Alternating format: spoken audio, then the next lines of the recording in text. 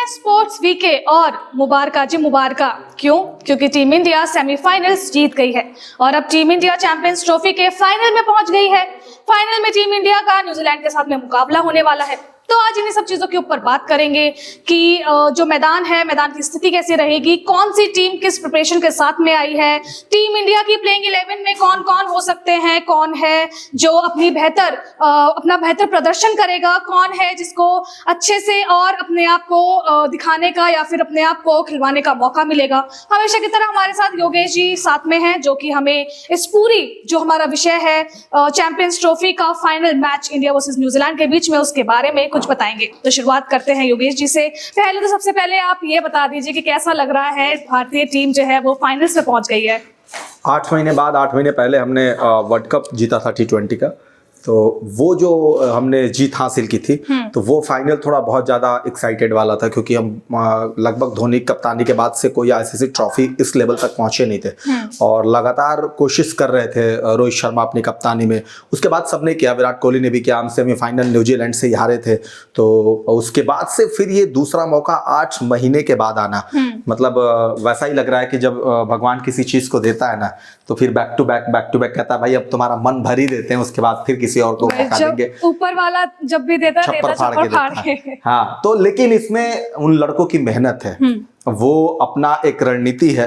आप भगवान उसी की मदद करता है जो लोग अपने रास्ते खुद तय करते हैं, मेहनत करते हैं। सबको ऐसे नहीं मिल जाती है मंजिल, है ना। तो इसीलिए हम बार बार कहते हैं कि वो लोग जो रास्ते में चले हैं, उनको जब मंजिल मिलती है तो खुशी अलग है। रोहित शर्मा के लिए बड़ा पल इसलिए है क्योंकि रोहित बतौर कप्तान अब अपने आखिरी स्टेज में चल रहे हैं। एक समय होता है जब आपको अलविदा कहना पड़ता है, आपको लगता है कि अब नए लोगों को लेके आना है। तो उनके लिहाज से अभी आप वर्ल्ड चैंपियन बनाए T20 में, और तुरंत आप अगर चैंपियंस ट्रॉफी के फाइनल तक पहुंचे हैं और आपके सामने न्यूजीलैंड जैसी टीम है, जिस टीम ने आपको 2000 में पीटा था, 25 साल बाद आपको बदला लेने का मौका है। सेम वैसे ही हम इस मुकाबले को बहुत वैसे ले रहे हैं जैसे हमने ऑस्ट्रेलिया से 2023 में वनडे हारा था फाइनल।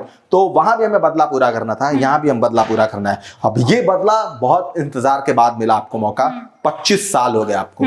तो एक लिहाज से दोनों टीमें आमने सामने है, दोनों बड़ी टीम है। कमाल की बात क्या है, दोनों टीम एक ग्रुप में ही थी और दोनों टॉप के पहले पोजीशन पे भारत है, सेकंड पे न्यूजीलैंड था। तो ये बात दर्शा रहा है कि दोनों ने मुकाबला कैसे खेला, क्योंकि बी टीम से कोई है नहीं आपके पास, तो वो लड़ाई में तो कहीं नहीं रहे ना। फिर आप दो वही टीम जो श्रेष्ठ है वो आपके सामने आई है, वो लड़ेगी।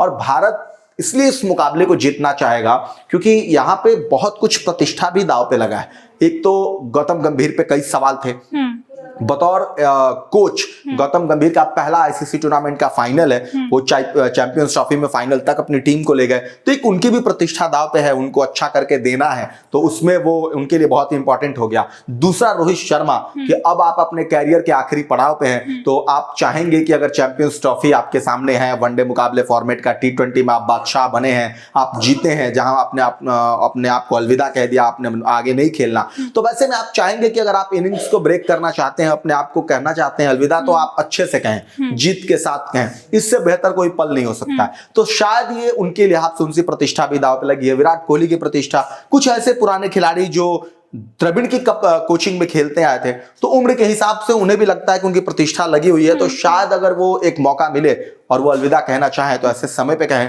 तो इससे बड़ी प्रतीक्षा भी नहीं थी उन लोगों के लिए कि आप चैंपियंस ट्रॉफी तक पहुंचे। तो बहुत सारी चीजों का मिश्रण है और भारत के लिए सबसे बड़ा एडवांटेज ये है कि आप उसी कप्तान की कप्तानी में खेल रहे हैं जिसने आपको चैंपियन बनाया है। आप कह सकते हैं 4 आईसीसी फाइनल्स में लेके गया है, तो बखूबी चीजों को समझता है। हारा भी है तो वो चीज को समझ रहा है कि कहते हैं गिर के उठा है बंदा, तो उसको अपनी काबिलियत पे, अपने हार से सीखने से सब कुछ है। लेकिन नो डाउट न्यूजीलैंड मजबूत टीम है और वो आपको फाइट करेगी। आपने एक बार हरा दिया है तो उसके जहन में भी है कि वो स्पिन के आगे कैसे नतमस्तक हुए हैं। तो कुल मिलाकर के दोनों टीमों का फाइट मुकाबला देखने को अच्छा लगेगा और फाइनल की तरह होगा। तो अभी बोला कि ऑस्ट्रेलिया से 2023 का हमारा जो बदला था वो तो खैर हम सबने सेमीफाइनल्स में ले ही लिया है एक तरीके से ऑस्ट्रेलिया को हरा के। और रोहित शर्मा की यहाँ पे बात हो रही है कि रोहित शर्मा जो है वो अपने एक तरीके से आखिरी पड़ाव पर आ चुके हैं। तो ऑब्वियसली हर किसी के मन में यही होता है कि भाई अगर मैं अपनी लाइफ के किसी लास्ट फेज में हूँ तो मैं एक अच्छी मेमोरी वहां से लेके जाऊं, जो चैंपियंस ट्रॉफी की अगर ट्रॉफी हमारे घर पर आ जाती है तो मुझे नहीं लगता कि इससे अच्छा और कुछ हो सकता है। और साथ ही इसके साथ में सेमीफाइनल्स के बाद में रोहित शर्मा ने एक रिकॉर्ड भी अपना बनाया है कि वो चौथी बार चैंपियंस ट्रॉफी की फाइनल में गए हुए हैं। तो ये सब तो खैर हमारे इंडियन प्लेयर्स के बारे में है, हम अक्सर उन्हीं के बारे में चर्चा करते हैं। लेकिन आज जो है मैं अपोजिशन के बारे में पहले पूछूंगी, आपको क्या लगता है कि न्यूजीलैंड की क्या तैयारी हो सकती है? देखिए, न्यूजीलैंड भारत से जिस टीम के साथ हारा है तो वो टीम में 2-4-5 ऐसे प्लेयर हैं जिनके पास दमखम है कि वो बाजी पलट सकते हैं। अच्छा। अभी न्यूजीलैंड ने जब साउथ अफ्रीका को हराया उसमें एक बल्लेबाज रचिन रविंद्र, वो इंडियन है वो, लेकिन खेलता न्यूजीलैंड से, ठीक है। सचिन तेंदुलकर का बहुत बड़ा फैन है वो। अच्छा। और वो ऐसा बल्लेबाज है कि अगर वो चल गया तो वो अकेले पूरा मैच समेट सकता है। रचिन रविंद्र बहुत शानदार बल्लेबाज, लेफ्ट हैंडी से बैटिंग करता है वो, शानदार शॉट्स मिलेंगे आपको, हर कुछ मिलेगा, मतलब वहां पे खेल हो जाता है फिर वो इस लेवल का खेलता है। दूसरा विलियमसन जो है वो एक ऐसा शातिर शांत स्वभाव का वो प्लेयर है, हम उसको अपनी भाषा में अगर कहें ना तो हम उसको संत बोलते हैं। मतलब ना वो ऐसा संत है कि उसको पता है कि हमें अपने मतलब जहां पे मैं खड़ा हूं तो टीम को कैसे लेके जाना। वो धीरे धीरे खेलेगा, आपको पता ही नहीं चलेगा कब आपसे मैच खींच लिया उसने। तो एक तो वो है। दूसरा सेंटनर जो कप्तान है, बहुत ही मतलब कप्तानी जो उसने की है वो कमाल की है, क्योंकि आप देखिए एक तरफ रोहित शर्मा इतने सारे अनुभव के साथ हैं और एक तरफ सेंटर जो कि गेंदबाज भी है और कप्तानी कर रहा है, तभी तो टीम सेमीफाइनल में गई है। अब ऐसे तो आप नहीं कह सकते ना कि भाई सिर्फ प्लेयरों ने अच्छा खेला तो न्यूजीलैंड फाइनल में पहुंच गई। एफर्ट कप्तान कोच सबका होगा वहां पे, तो नो डाउट कि कप्तानी के तौर पर सेंटर ने बहुत अच्छा काम किया। और इसीलिए ये जो लोग हैं फिलिप्स जिन्होंने विराट कोहली का कैच पकड़ा था, मतलब वो लगता है कि टूर्नामेंट का सबसे बेहतरीन कैच है। तो वैसे समय में ऐसे खिलाड़ी जो आपकी टीम में हो, जो बेहतर कैच पकड़ते हो, बेहतर चीजों को करते हो, बड़ी बैटिंग करते हो, बड़ा रन बनाते हो, तो नो डाउट कि आप मजबूत हैं, आपकी टीम मजबूत है। और ये चार ही लोग, अगर ये चार लोगों की मैं बात करूं, अगर इस चार में से कोई भी अगर ऐसा बल्लेबाज चला, कोई भी एक ऐसा गेंदबाज मतलब सेंटर कप्तानी अच्छी चली, तो नो डाउट कि वहां पे इंडिया को थोड़ा सा वो करना पड़ेगा, स्ट्रगल करना पड़ेगा जीतने के लिए। या भारत हार भी सकता है, बट हम ऐसा भी नहीं है कि हम ये कहें कि वो चार लोग ही सब कुछ कर सकते हैं, हमारे खिलाड़ी ऐसा। आप ये भी नहीं कह सकते अगर उनके पास चार लोगों का ब्रह्मास्त्र है तो हमारे पास भी तो कुछ है। हाँ। तभी तो आप पहुंचा फाइनल में। सही बात। तो कुल मिलाकर ये कि न्यूजीलैंड के पास जो अपनी रणनीति है, वो रणनीति है कि जिस तरीके से उन्होंने हारा है वो स्पिन को कैसे खेलेंगे, भारतीय स्पिनर्स का तोड़ कैसे निकालेंगे वो, कि वो रन भी बना सके जो सफर कर रहे हैं। जब भारत ने उनको हराया तो वो स्पिन गेंदबाजों के सामने सफर कर रहे थे, रन नहीं बना रहे थे। विलियमसन भी सफर कर रहे थे। देखो आप पिच पे टिके हैं ना, क्रीज पे आप है, ये अलग सब्जेक्ट है, होकर के रन बना रही अलग सब्जेक्ट है। तो दोनों बड़ा इंपॉर्टेंट है। खड़ा होने से जीत नहीं मिलती है, आपको खेलना पड़ेगा और वो तभी हो पाएगा जब आप रन बनाएंगे। और रन एक तो आप चेंज करते रहेंगे, बदलते रहेंगे, सिर्फ खड़े रहेंगे उससे नहीं हो पाएगा। तो इसीलिए न्यूजीलैंड को ये रणनीति खासकर मुझे लगता है कि शायद न्यूजीलैंड इस चीज को भाप चुकी है और इस भारतीय स्पिनर्स का तोड़ वो निकालेंगे कि बैटिंग में कैसे करना है। ओके, तो अभी न्यूजीलैंड के चार जो ब्रह्मास्त्र की बात योगेश जी कर रहे हैं, उनके बारे में उनका नाम हमने ले लिया है। आपको क्या लगता है कि न्यूजीलैंड के कौन से स्ट्रॉन्ग प्लेयर्स हैं जो टीम इंडिया के ऊपर भारी पड़ सकते हैं? हमें कमेंट करके जरूर बताएं। साथ ही मैं आगे चलूंगी, खेल के बारे में बात हो रही है तो खेल से ही ये सवाल मेरा आया है कि हर मैच से पहले एक जो पहलू होता है वो होता है टॉस। कोई टॉस जीत जाता है तो वो अपने स्ट्रैटेजी के हिसाब से चलता है, कोई टॉस हार जाता है तो उसी स्ट्रैटेजी के हिसाब से चलता है। तो आपके हिसाब से क्या लगता है कि इस बार जो हमने सेमीफाइनल भी देखा है उसमें टीम इंडिया ने पहले बॉलिंग चूज करी थी या उनको पहले बॉलिंग मिली थी, तो इस वाले में आपको क्या लगता है कि मतलब टॉस का हार जाना चाहिए या फिर जीतना चाहिए? सेमीफाइनल में ऑस्ट्रेलिया ने शायद, मुझे लगता है कि वो ना चूंकि वो उधर भी पाकिस्तान में भी खेले थे और न्यूजीलैंड को भी मैं कह रहा हूँ कि न्यूजीलैंड भी जब भारत के साथ मुकाबला खेला तो उनको शायद जो दुबई की पिच है उसका वो मोटा मोटी आकलन नहीं किए। अच्छा। और जितना भी उन्होंने किया, उन्होंने यही उनकी रणनीति रही। उन्होंने बोला भी कि भारत जैसी बड़ी टीम के सामने जब आप पहले बैटिंग करते हैं तो आप चाहेंगे कि स्कोर बोर्ड पे पहले रन बना, और इसीलिए टॉस जीत के बैटिंग करने का मतलब ही होता है। ये बहुत बड़ी बात कह रहा हूं मैं। एक दौर था निकिता, जब ना भारतीय टीम क्या करती थी कि मेरे सामने ऑस्ट्रेलिया है, मैं टॉस हारूं या जीतूं, पिच कैसा भी है, मुझे पहले बैटिंग करनी है। मेरे सामने न्यूजीलैंड है, वो भारत ये मानता था कि वो बड़े हैं, वो मतलब दमदार टीम है, दमकम है, तो मैं रन लगा दूं बड़ा कि मैं हरा दूं। अब दौर बदल गया, समय बदल गया, दूसरी टीम है भारत को लेके सोचती है। कंडीशन क्या है डज नॉट मैटर, हम पहले बैटिंग कर लेते हैं क्योंकि सामने टीम इंडिया है। तो एक तो ये फैक्टर है कि आप इससे ये समझिए कि मेंटली तौर पर तो वो टीम परेशान है, कहीं ना कहीं अपने आप को 50% देख रहा है कि भारत से हम 50% हार गए मानसिक रूप से। तो ये भारत का पहला इम्पैक्ट है। दूसरा क्या है कि भारतीय टीम, रोहित शर्मा ने अभी लगातार टॉस हारा ही है, तो मैं कह रहा हूँ कि आपके लिए शुभ ये है कि आप टॉस हार जाओ, मैच जीत जाओ, है ना। तो आप एक काम करो, गुरु एक बार और हार टॉस हार जाओ, हारने के बाद आप चेज ही करोगे। क्यों कह रहा हूं मैं, इसके पीछे एक लॉजिक ये है कि आपके पास चेज मास्टर है, विराट कोहली है, श्रेयस अय्यर है, हार्दिक पांड्या है, रविंद्र जडेजा है, रोहित शर्मा है, शुभमन गिल है। आप चेज में विश्वास करते हैं और आपने अभी तक 3 मुकाबले चेज करके ही जीते। तो नो डाउट कि दुबई की 2 ही पिच पे मुकाबले हो रहे हैं ना, तो दोनों में से आप किसी पे मिलेगा तो आप यही किए हैं। तो आपके लिहाज से अगर आप 260, 265, 270 नियर अबाउट मान लीजिए आपने 280 भी कर दिया अगर किसी टीम में, तो आपके खिलाड़ी का जो कैलकुलेशन है वो बहुत सटीक है कि मुझे कब सिंगल लेना है, कब डबल लेना है, कब चौके मारने हैं, कब छक्के मारने हैं। तो लगभग अगर आप 300 के नीचे हैं तो आप चेस कर ले रहे हैं। जिस पिच पे अभी भारतीय टीम जीती है ऑस्ट्रेलिया से, वहां पे 267 इंडिया बना है। तो इसका मतलब ये है कि, और आपको ये भी बताऊं कि गेंद अभी शेष रहते हुए बना है, इसका मतलब ये हुआ कि अगर वहां पे 270, 75, 80 भी होता तो भारत चेस कर लेता। ये मैं नहीं कह रहा हूँ, वो गणित कह रहा है, जो गणित पे उन्होंने खेला और जिस पे वो रन बनाए। दूसरा, विराट कोहली जैसा प्लेयर अगर 84-85 रन बनाता है और उसमें अगर 40-50 रन दौड़ के लेता है, तो आप समझिए कि भारत की रणनीति क्या है, कि मिडिल ओवर्स में आपको खेलना कैसे। तो ये तो क्लियर है मैसेज ना कि भाई हमें बाउंड्रीज कम देखनी है, हमें सिंगल डबल करना है। और इतना कमाल का फिटनेस है विराट कोहली के पास कि मतलब 50 रन दौड़ के बंदा ले लेता है, फिर भी कोई असर नहीं पड़ता है। तो कुल मिला के आपके पास टॉस को आप भूल जाएंगे, जो होगा देख लेंगे। लेकिन अगर भारत चेस करता है तो 99.9% भारत पीटेगा न्यूजीलैंड को और ट्रॉफी हमारे पास आएगी। अच्छा ठीक है, तो हमारा जो मैच होगा उसमें आपको क्या लग रहा है कि मतलब कौन अपने आप को ऐसा प्रिपेयर करके चल रहा है कि भाई इस वाले मैच में तो मैं शतक लगा ही दूंगा? देखिए, भारतीय टीम इस बार अलग लय में दिखी है। मुझे एक चीज मैंने देखा, रोहित शर्मा को थोड़ा बहुत मान लीजिए हटा दीजिए, तो सबने किसी ना किसी देश के खिलाफ कुछ बढ़िया प्रदर्शन किया। और मैं 4-5 ऐसे मतलब भारतीय टीम में खिलाड़ी है जो शायद अभी तक आपको निराश नहीं किया और फाइनल में नहीं करेंगे। क्योंकि एक होता है, देखो कोई नया है उसको भी अच्छा लगेगा कि वो कम उम्र में आईसीसी का बॉस बना था, है ना। और मान लीजिए आप शुभमन गिल को ले लीजिए, शुभमन गिल कप्तान है। अगर ऐसा तो नहीं है कि चैंपियंस ट्रॉफी भारतीय टीम जीतेगी तो ये बोला जाएगा कि सिर्फ रोहित शर्मा कप्तानी में जीता। आप वहां पे कहेंगे कि उप कप्तान के तौर पर शुभमन गिल भी थे। नया लड़का, यंग लड़का, इतना बेहतरीन आपका फुटवर्क है, बैटिंग है, सब कुछ है, आपको ओपनिंग कर रहा है कप्तान के, उप कप्तान के तौर पे। तो एक तो ये खिलाड़ी है कि अगर इसका बल्ला चला तो फिर आपको सोचने की जरूरत नहीं।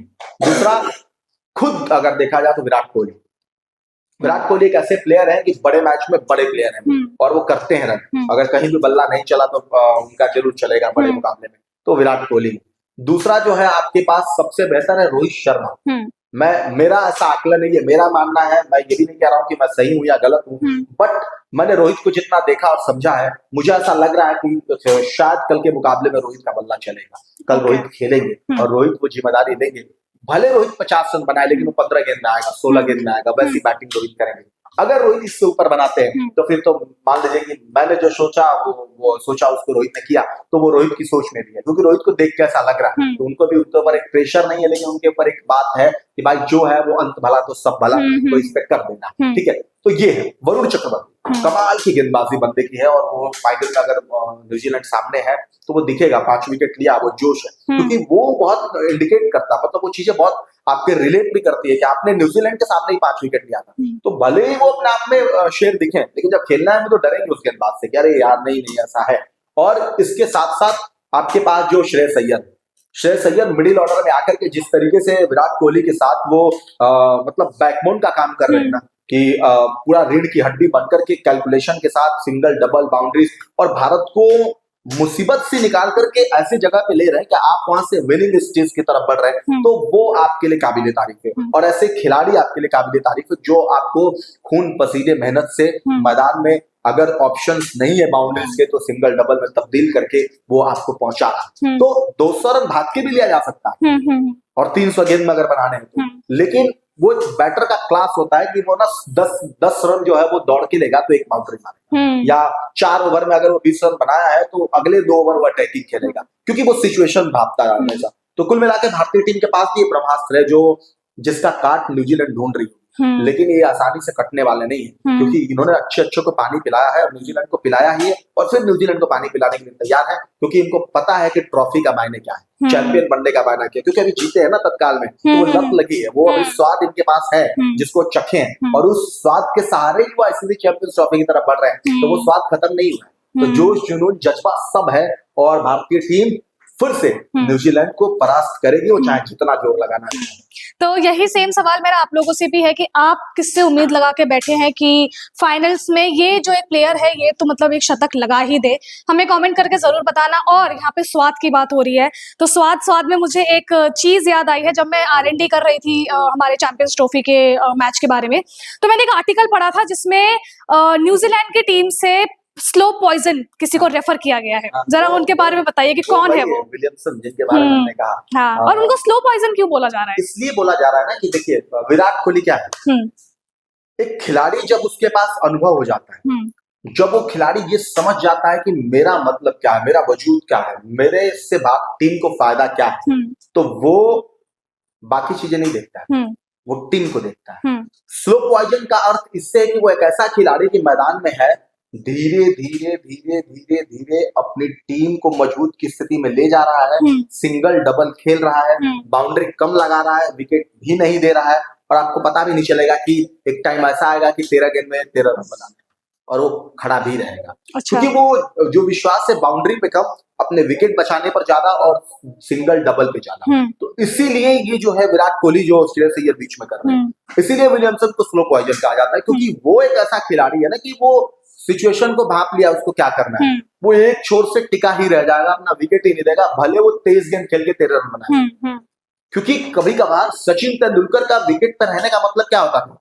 विरोधी टीम में खलबली, यार सचिन को आउट करना है। विराट कोहली का मैदान में रहने का मतलब क्या है? यार विराट को आउट करना है। विराट आउट का मतलब क्या? आप मैच जीत रहे हैं, आप ऐसा मान लेते हैं। तो इसीलिए विलियमसन को ये कहा जा रहा है, और विलियमसन से भारतीय टीम को थोड़ा बच के रहना भी पड़ेगा। अगर जैसे आप ट्रेविस हेड थे, आपने शुरू में उनका विकेट अगर निकाल दिया तो आप थोड़ा सा समझ गए कि अब मुझे कैसे चलाना है टीम को ना।